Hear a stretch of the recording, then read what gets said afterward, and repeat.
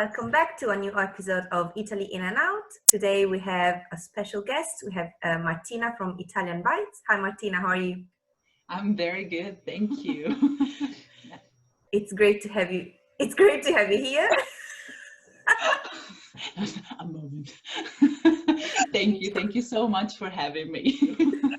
Let's start just introducing yourself. Where are you from? Where do you live? And what do you do? Okay, so I am Martina, like you said before. I am from Venice, but I grew up in the Dolomites in Italy.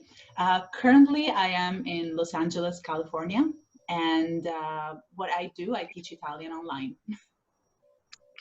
Thank you. It's a really perfect introduction. Okay. So as you understood, you are an Italian who moved abroad. Okay.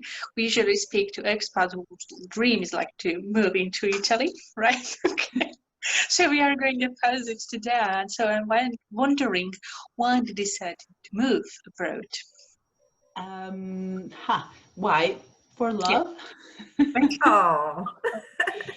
So the decision was entirely for love. My husband is American, and so we moved here because it was the smartest thing to do. As you probably know, Italy is not the greatest economy in terms of job hunting or job searching. And in the United States, we felt we had more opportunities for work. Well, he has, at least I work online, so it doesn't really matter. Yeah. So where did you meet? Did you meet in Italy? No, we actually met online. Okay. A random of a story, but we met online. Great. And do you ever think of moving back to Italy together? Or is there an option or a no? I think about it every single day. I mean, it is an option in the future, especially in this current political and situation in the US. It's interesting, but no, at the moment is not in our cards to go back to Italy. Hopefully in the future, but not right now, because there are too many things at stake for now for us to move back.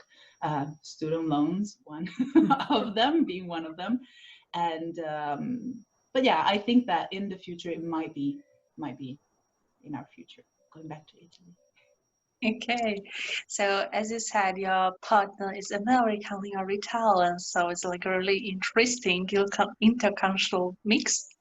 So would you mind to tell us a little bit more about this? Like, what are the main differences between you and your partner?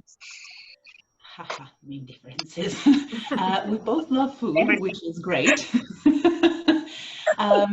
Well, the thing is that my husband, he is Mexican American. So his family is Mexican, but he was born here in the US. So we don't have a lot of, groundbreaking differences, because Mexican culture and Italian culture are pretty similar in many things. The family is important, food is important, time spent together is important. So on those, let's say, main cultural points, we are on the same page. But in terms of differences, there are certain things, like I would call it Italian peculiarities, like setting the table or, not having sweets before your meal, things like that, that I am more strict about. And there has been definitely some compromising going on. But let's say that the main similarity and the main difference is in food. Like, yeah, food is our biggest struggle. But no, obviously everything is a compromise, especially when you come from two different cultures. All you have to do is to accept the difference. But I think that is also the beauty. Being food, the biggest cultural difference is what you really bring to the table, literally and metaphorically. It's a way to know another culture. So being open-minded, it's all you really need. It's so funny. Sorry, Bob. Okay, sorry, Irene. Okay. We are so excited and curious about this interview. And we love speaking about food, because this is what I would like to ask. Like, well, could you give us an examples? It's more like a habits, like a set up the table, because this is something that Irene's mentioned to us as well. Or it's more like a pasta is not the side dish. Oh God, don't even get me started on that. Yeah, I know what you mean. So you said side dish? What? I'm just kidding. I know. Okay. Now, there are a lot of differences. For example, in the Mexican culture, everything is, no, I don't want to say everything, that's mean, and approximative. But tacos, for example, or tortillas, it's a very big staple in Mexican culture, and that you eat it with your hands. The first time I ate a hard taco shell with fork and knife, his family looked at me like, what is wrong with her? Like, does she have an issue? Because obviously, in Italy, everything is fork and knife. You rarely, unless it's a panino or a piadina, rarely we use hands to eat, like the meal itself. And that is one, but there's also, off the top of my head like that, the greasy food, for example. Mexican food is much more greasy in terms of cooking style as well as ingredients. It's more greasy compared to Italian food. So for me, his normal meal, I can have a very mini size meal, and I'm like, I'm so full. Because again, cultural differences. I'm used to pasta or meat or veggies, and the veggies are sprinkled on top of the taco. Like, oh, a little bit of cilantro and cebolla, and like, oh, that's it, the veggie was like, Obviously, I'm using stereotypes here. There are many, many dishes in the Mexican culture that have a lot of vegetables, and they're not as fatty, but this is what we encountered in terms of food in the house. This is some of the things. I could go on and on for like 6 hours about it, but these are some of the main differences. Yeah. You mentioned the setting the table, and then Barbara, because there's something that even for me, I struggle with it quite a bit, because we're used to have this table all nice and set up with the knife and forks. Every time I ask my husband, do you want a knife as well? And he's like, no. And I'm like, why not? Please, just once. Just once, say yes, please. And yesterday I was talking to a friend, and she's dating an English guy as well, and she says she's having the same problem. So I think we just have to give up, probably. On the table setting, we compromised on the little American mats. Yes, we have no that too. Cloth. There are American mats, and I'm fine. Well, I don't know if they're called American mats, but le tovagliette all'americana, as so called. They're actually called American mats, just to differentiate. But no, we compromise on that. But on the table, it has to be fork and knife. He knows, and we set the table together. Sometimes he does it spontaneously, like setting the table as it's supposed to be. Now, does he uses the knife? That's a different story. But like the lasagne, for example, that I make at home, why use the knife? He says they're soft, and he cuts them with a fork, and I'm like, yeah. I mean, you have a knife too, but that again, I don't really care if you don't want to use the knife, but there is a knife at the table. Well, at least he doesn't put lasagna into like 2 slices of bread. That's all I'm saying. Oh my really? God. No. I know. It took me a while to digest that, and it took me a while to accept it and to decide to keep the relationship going. But yeah, he's done it in the past. Yeah, he's not done in front of me though, so that's kind of okay, but it still really hurts. Yeah. No. I know. So, Martina, we talked about, let's move on to that thought. Please.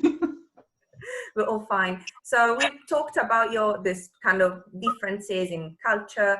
Any victories since you've moved abroad or in your relationship that you would like to celebrate with us? Okay. Victories. Well, for sure, a big victory for me, it's definitely cultural acceptance. As you both probably know, Italians tend to be a bit monocultural in the sense of this is the way it's done and this is the way it's supposed to be. And I'm like I just mentioned with the table, I'm still that way. But it's not just about the food. Cultural differences and societal differences as well. That they're in our everyday existence. And coming from a small town in the Dolomites in Italy, I wasn't exposed to much of a difference socioeconomical, educational difference, you know, all of that. I think to me, that's a victory, you know, like coming with an open mind and acceptance and say, oh, okay, this is different. It's not wrong, or it's not following the rules of how it's supposed to be, but it's just different, and it's okay to be different. You know, it might seem silly because obviously Italy has differences within itself, but you know, I feel, no, I don't feel, I am on the exact other side of the world, and yeah, so I think that's a big victory to me, going outside of my fixed mindset of this is not how things have to be. They can be, but they don't have to be that way. So that's for personal. In terms of relationship, it's definitely relaxing a little bit. I feel that coming to the US, I was very uptight in a sense of like, oh no. Did you just put this sweet sauce on top of a salty thing? Like, what are you doing? But then, you know, again, I always go to food because that's the biggest representation of cultures to me. But I think that, yeah, open-mindedness is the biggest victory in both relationship and personal achievement, I would say. Yeah. That's beautiful. Yeah, lovely. Yeah, it's really important. So maybe now, as an expat, is something you would like to advise an expat to be? Be curious. I might sound silly and, you know, kind of plain, but, you know, I noticed that curiosity, in a sense of genuine curiosity, not coming from a, oh, so that's how you do it, that's what it is, rather than, oh, you really do like that, or do you do this, oh, how so? So the curiosity regarding anything, really, from the food to the culture, sorry, to the anything really, like how streets work. You know, in California, there's a right turn on red, like the traffic light is red and you can still go, and that's crazy. But you know, curiosity, I think, is for an expat, it's your best friend, because people are more open and willing to explain things to you than you actually think. And that's the best way to make friends, I think. You're like, oh, really? You don't know where you're from? Oh, let me tell you. So I think curiosity is the best thing to have as an asset, as an expat. And that's a beautiful point, like thinking about that, isn't it? Yeah, it's like genuine curiosity. Yeah. Okay. Thank you for sharing with us. Okay. You're right. So thank you very much for this interview.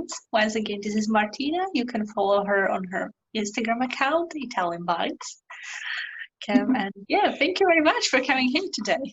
Thank you for having me. It was great talking to you, and yeah, can't wait for more interviews. Great. Okay. Thank you very much, Martina. Bye. Thank you. Bye. Ciao. Ciao.